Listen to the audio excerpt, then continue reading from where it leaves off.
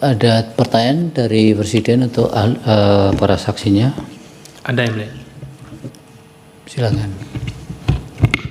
Baik, izin Yang Mulia, ada 2 pertanyaan yang ditujukan untuk kedua saksi. Yang pertama adalah pada perguruan tinggi swasta di mana kedua saksi Pak Andi dan Romo Ferry bertugas, apakah gaji yang diterima dosen mengacu pada standar tertentu sebagai rujukan atau berdasarkan kemampuan keuangan? Ini juga karena terkait ada 2 perkara yang saat ini disidangkan, yaitu 272 dan perkara 24, di mana perkara 24 berkaitan dengan tunjangan fungsional dosen, yang pada pokoknya di perkara 24 meminta agar tunjangan fungsional dosen adalah setara dengan gaji pokok. Jika terdapat hal demikian, bagaimana konsekuensi kepada 2 kampus di mana para saksi ini bertugas? Yang kedua adalah bagaimana organisasi para saksi ketika merekrut dosen-dosen yang untuk penugasan, apakah melalui rekrutmen atau seleksi, dalam hal ini sukarela dan kesepakatan, ataukah ada dosen-dosen yang memang ditunjuk atau ditugaskan oleh yayasan begitu? Mengingat dengan beragamnya kondisi kampus yang di bawah organisasi kedua saksi, bagaimana ketika misalnya ada organisasi yang dari kedua saksi ini ada dosen yang menolak misalnya untuk ditugaskan di kampus tertentu, atau misalnya ada dosen yang hendak berhenti bekerja karena masalah keuangan. Mungkin mohon penjelasan. Terima kasih. Pemohon 272, ada pertanyaan untuk saksi? Ada Yang Mulia. Baik, pertama untuk saksi Pak Andi Bawono, ada berapa Pak universitas di bawah Muhammadiyah yang telah memenuhi skema pembayaran utamanya gaji pokok sesuai dengan upah minimum di tiap daerahnya? Kemudian apakah ada data tentang rasio antara pendapatan universitas dengan gaji dosennya? Lalu tadi pertanyaannya sama juga seperti dari pemerintah, dari Presiden. Tadi disampaikan bahwa beberapa universitas Muhammadiyah itu besaran gaji yang disampaikan kepada dosen itu berdasarkan kemampuan keuangan gitu. Apa yang jadi dasar rujukan peraturan perundang-undangannya bahwa pemberian gaji itu dapat disesuaikan dengan kemampuan keuangan satu organisasi atau institusi begitu. Lalu kemudian disampaikan juga bahwa karena ada kasus-kasus seperti dosen memperoleh gaji di bawah UMR, jadi mewajarkan kerja sambilan dan juga saya pikir mewajarkan bahwa pemberian upah itu di bawah UMR begitu. Nah, apa dampaknya kepada pendidikan, penelitian dan juga pengembangan di universitas sendiri begitu ketika dosen itu dibiarkan untuk memiliki beberapa pekerjaan dan tidak fokus ke tridharma perguruan tinggi. Pertanyaan untuk Pak Fransiskus, kami mau bertanya tentang dosen yang diperbolehkan juga untuk melakukan kerja-kerja lain selain pengajaran di universitas. Apa yang menjadi dampaknya terhadap universitas itu sendiri ketika dosen tidak fokus melaksanakan tridharma perguruan tinggi? Itu dulu Yang Mulia, terima kasih. Baik, 24 silakan.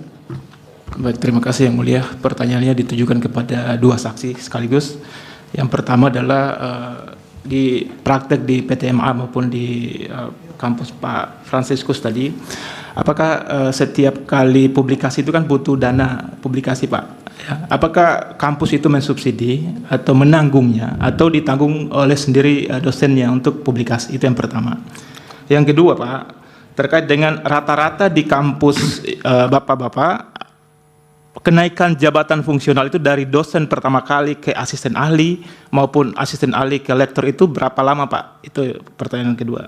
Pertanyaan ketiga, terkait dengan besaran tunjangan fungsional dosen itu, apakah antara dosen pegawai negeri sipil dan dosen tetap itu sama atau berbeda?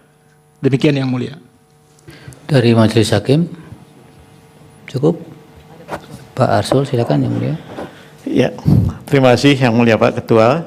Terima kasih sebelumnya saya ucapkan kepada Pak Andi Dwi Bayu Bawono dan Romo Franciscus Dede atas keterangan sebagai saksi dalam dua permohonan ini. Ini saya ke Pak Andi Dwi Bayu dulu nih Pak ya. Kalau saya lihat tadi di presentasi Bapak kan disebut juga ini ya, angka 2,7 juta gaji dosen baru UMS ini ya. Ini saya mohon klarifikasi Pak, apakah ketika Bapak bicara soal gaji dosen baru ini artinya ini menyangkut gapok atau upah pokok dan tunjangan yang bersifat tetap atau apa Pak? Itu supaya clear ya. Demikian juga terkait dengan UMR, karena ini kan yang diujuk itu kan UMR. Kalau kita bicara UMR mau tidak mau kita juga harus menengok PP pengupahan ya, PP 36 2021 yang kemudian diubah dengan PP 49 tahun 2025.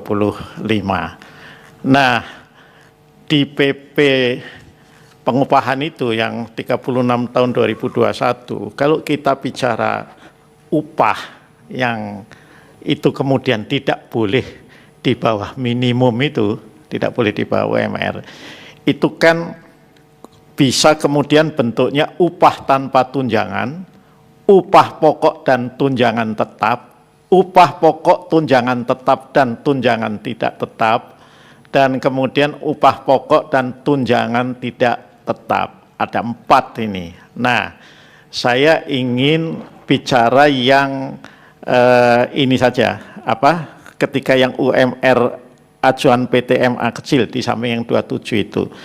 Apakah ini berarti mengacu hanya pada upah tanpa tunjangan atau upah pokok dan tunjangan tetap?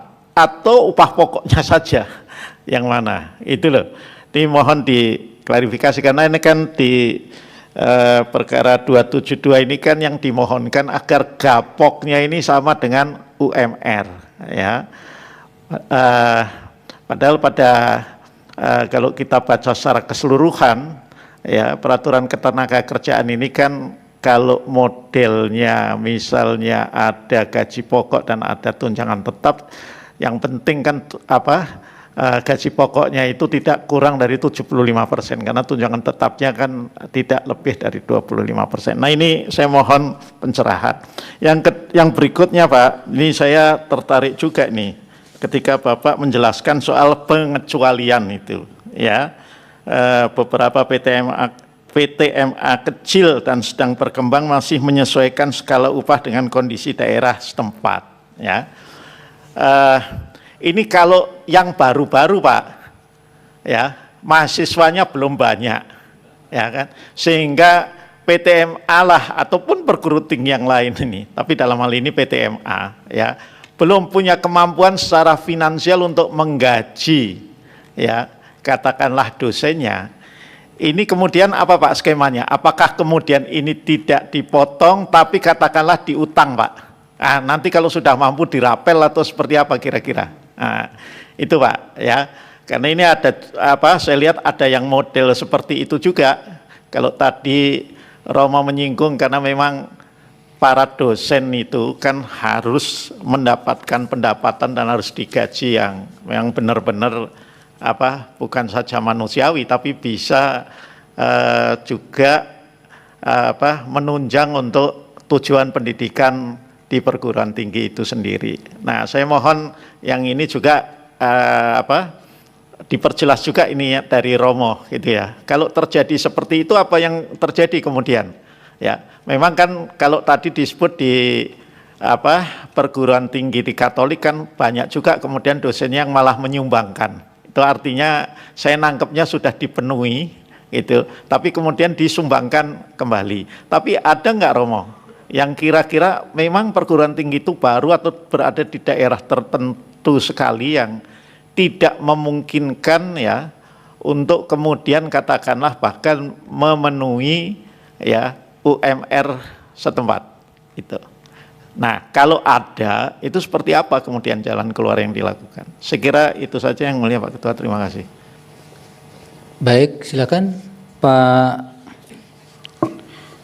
Andi dijawab.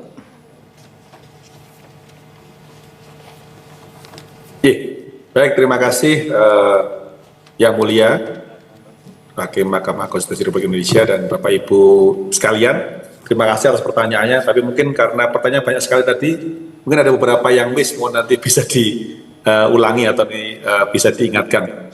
Yang mungkin kami jelaskan pertama adalah dasar gaji ya Bapak Ibu. Jadi Yang Mulia juga. Jadi kalau kita lihat dari dasar gaji tadi kita ungkapkan mayoritas memang kita menggunakan standar PNS. Jadi nanti kita misalnya ada konsep misalnya baru sekian persen dari PNS, misalnya 80%, 90%. Ya. Nah, ada itu beberapa kampus yang memang secara real, kalau tadi menyambung juga kaitan dengan penanya kedua tadi. Ya. Jadi kalau dari dasar dosen yang sudah full, kampus yang sudah full ya, dari universitas yang 103 kampus atau universitas itu, dan juga dari total kampus 165, itu hanya kurang lebih 85 kampus yang memenuhi total ya untuk memiliki dasar seperti PNS ya, ada gaji pokok, ada tunjangan, ada berbagai macam tadi ya. Itu sisanya memang masih berada pada kondisi di mana menyesuaikan misalnya tadi UMR setempat ya. Silakan Romo dijawab yang ditanya ke saksi tadi. Terima kasih Yang Mulia. Saya coba menjawab sejumlah pertanyaan tadi. Pertama, pembayaran gaji untuk para dosen biasanya berdasarkan kemampuan kampus, tidak berdasarkan standar yang ditetapkan oleh pemerintah. Tapi pada umumnya kampus-kampus karena tidak ada standar penggajian yang tetap di Indonesia, maka mengacu kepada pedoman yang diberikan kepada ASN. Dan kampus-kampus hanya mematok sekian persen dari peraturan pemerintah untuk ASN. Saya beri contoh kampus Tipar ND, misalnya hanya memberikan 75% gaji sesuai dengan tabel untuk ASN tahun 2024. Lalu rekrutmen yang diberikan biasanya ada dilakukan, tetapi kebanyakan hanya untuk formalitas. Karena waktu diadakan rekrutmen hanya sedikit dosen yang melamar misalnya. Karena itu rekrutmen seleksi hanya dibuat secara formalitas untuk mendapatkan tenaga dosen. Bahkan beberapa kampus kami mengalami kesulitan untuk mendapatkan dosen ahli, misalnya saja di bidang konseling pastoral, sulit sekali dosen kampus-kampus di luar Jawa di daerah 3T mendapatkan dosen-dosen tersebut. Tentang tunjangan fungsional dosen, kalau dibandingkan dengan PNS, dosen swasta tidak memiliki tunjangan fungsional. Hanya tadi gaji tetap, upah dengan tunjangan tetap sebagaimana dipaparkan tadi.